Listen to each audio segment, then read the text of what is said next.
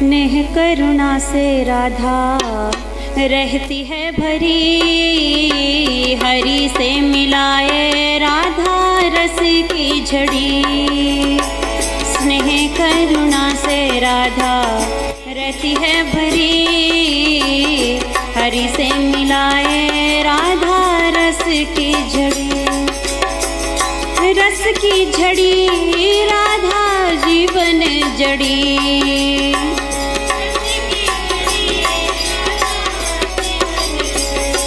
हाँ रस की झड़ी राधा जीवन जड़ी।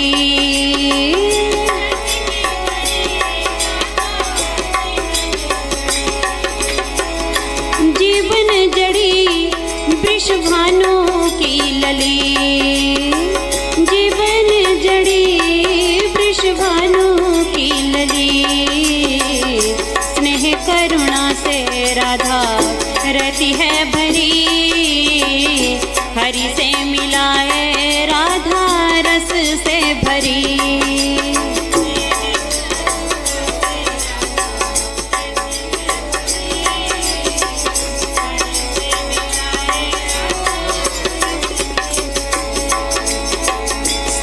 करुणा से राधा रहती है भरी, हरि से मिलाए राधा रस की झड़ी।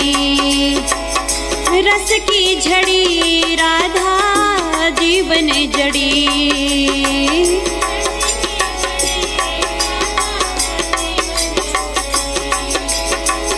जीवन जड़ी वृषभानु की लली। अगोगोचराणां गुरुदेव नमामि, चरणारविन्दं गोविन्दं नमामि। गुरुदेव शरणं गुरुदेव नमामि, गुरुदेव शरणं गुरुदेव नमामि। ओम गणपतिर्विघ्नराजो लं तुण्डो गजाननः, द्वयमातुरश्च हेरम् एकदन्तो गणाधिपः। ओम गं गणपतये नमः। कर्पूरगौरं करुणावतारं संसारसारं भुजगेन्द्रहारं सदा वसन्तं हृदयारविन्दे भवं भवानी सहितं नमामि, भवं भवानी सहितं नमामि। या कुन्देन्दु तुषारहार धवला, या शुभ्रवस्त्रावृता, या वीणावर्धन मंडितकरा श्वेत पद्मासना। ब्रह्माच्युत शंकर प्रभृति देवैः सदा वन्दिता, सा पातु मां भगवती सरस्वती निशेषजाड्यां पातु। नमस्ते गरुडारूढ़े नारायण संग निवासने सर्पापहरे देवी महालक्ष्मी नमोस्तुते। ओम श्री हनुमंताय नमः। सच्चिदानंद रूपाय विश्वोत्पत्त्यादि हेतवे तापत्रय विनाशाय श्री कृष्णाय वयं नमः। श्री कृष्णाय वयं नमः। यस्या कदापि वसनांचल खेलनोत धन्याति धन्य पवनेन कृतार्थमानि। योगीन्द्रं दुर्गम गति मधुसूदनोऽपि तस्यान्मोस्तु विश्वानुभुवो दिशेऽपि। जय जय श्री राधे, जय जय श्री राधे, जय जय श्री राधे।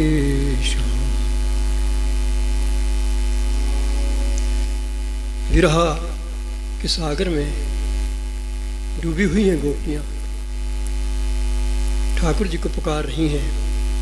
कहती हैं अटति अद्भवाननी काननम। बस इसे शुरू कर रहे। कथा अमृतम। हाँ जी, हमने कहा था कि इनको कल बताएंगे। स्वभाव बतलाएंगे, हाँ जी, क्योंकि ये जो तब कथा अमृतम तप्त जीवनम कवि भीड़ितम कल्मषामहम श्रवण मंगलम श्रीमदम तथा हाँ, तो मतलब ये पूरक है उससे। इससे ये जो आगे का श्लोक आता है वो उससे ही जुड़ा हुआ है, तो आप उस श्लोक से ही प्रारंभ कीजिए। तप्त का तब कथामृतम, तब कथामृतम तप्त जीवनम कविभिरीडितं कल्मषापहं श्रवणमङ्गलं श्रीमदाततं भुवि गृह्णन्ति ते भूरिदा जनाः, भुवि गृह्णन्ति ते भूरिदा जनाः।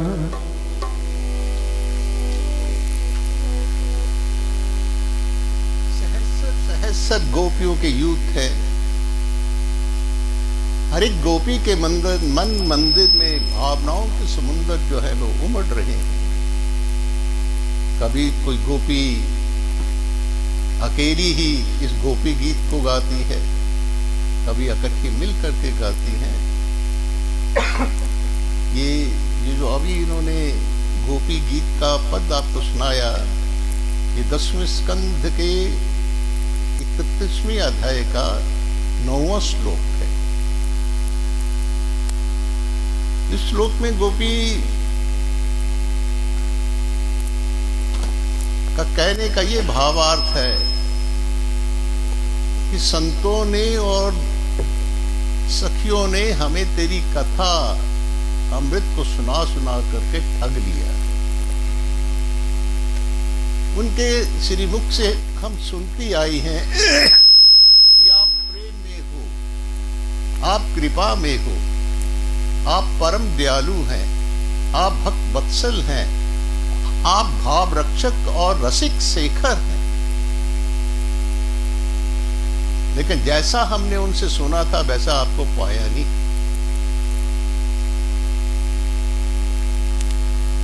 अच्छा, ये पहले तो ये तो गोपियों, वास्तव में गोपियों का ये जो श्लोक बोला गया है इसका एक एक शब्द का भावार्थ आप पहले आप समझ लीजिए। तब कथा अमृतम मतलब जिसके सेवन से कभी मनुष्य मरे ना। मरना क्या होता है? शरीर को छोड़ करके, क्या उसको कहते हैं, शमशान घाट में इसको फूंक देना शरीर को, इसको कोई मृत्यु थोड़ा कहते हैं। ये तो एक चोला बदल करके दूसरे चोले को, एक चोला छोड़ करके दूसरा चोले को पहनने के बराबर है। मृत्यु वो होती है कि मनुष्य शरीर छोड़े हम, उसके बाद हमें पशु पक्षियों की योनियों में न जाना पड़े। क्योंकि ये मानव जीवन जो है ये देवताओं के लिए भी दुर्लभ है, ये सर्वश्रेष्ठ है। अगर प्रभु प्रीति के बीज को तुम जीवन के अंदर आरक्षित नहीं रखोगे तो दोबारा ये मानव शरीर नहीं मिलेगा।